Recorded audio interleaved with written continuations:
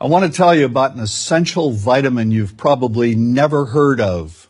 If you're a parent or plan to be one, it might be more important to your child's growth than all other vitamins combined, and only you, a parent, can provide it. I call it vitamin N, the word no. More and more children, I find, are suffering from vitamin N deficiency, and they, their parents, and our entire culture are paying the price. Let me illustrate my point with a story that's quite typical. A father, I'll call him Bill, gave his son, age 5, pretty much everything the little boy asked for. Like most parents, Bill wanted more than anything for his son to be happy, but he wasn't. Instead, he was petulant, moody, and often sullen. He was also having problems getting along with other children. In addition, he was very demanding and rarely, if ever, expressed any appreciation, let alone gratitude, for all the things Bill and his wife were giving him. Was his son depressed, Bill wanted to know? Did he need therapy? His son, I told him, was suffering the predictable ill effects of being overindulged. What he needed was a healthy and steady dose of vitamin N.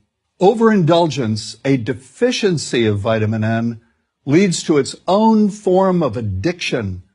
When the receiving of things begins to generate nothing but want for more things.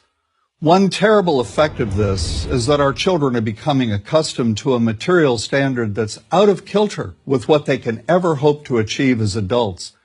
Consider also that many, if not most, children attain this level of affluence not by working, sacrificing, or doing their best, but by whining, demanding, and manipulating. So in the process of inflating their material expectations, we also teach children that something can be had for next to nothing. Not only is that a falsehood, it's also one of the most dangerous, destructive attitudes a person can acquire. This may go a long way toward explaining why the mental health of children in the 1950s, when kids got a lot less, was significantly better than the mental health of today's kids. Since the 50s, and especially in the last few decades, as indulgence has become the parenting norm, the rates of child and teen depression have skyrocketed. Children who grow up believing in the something for nothing fairy tale are likely to become emotionally stunted, self-centered adults. Then, when they themselves become parents, they're likely to overdose their children with material things. The piles of toys, plushies, and gadgets one finds scattered around most households. In that way, overindulgence, a deficiency of vitamin N, becomes an inherited disease. An addiction passed from one generation to the next. This also explains why children who get too much of what they want rarely take proper care of anything they have. Why should they? After all, experience tells them that more is always on the way. Children deserve better. They deserve to have parents attend to their needs for protection, affection, and direction. Beyond that, they deserve to hear their parents say no far more often than yes when it comes to their whimsical desires. They deserve to learn the value of constructive creative effort as opposed to the value of effort expended whining, lying on the floor, kicking and screaming, or playing one parent against the other. They deserve to learn that work is the only truly fulfilling way of getting anything of value in life, and that the harder they work, the more ultimately fulfilling the outcome.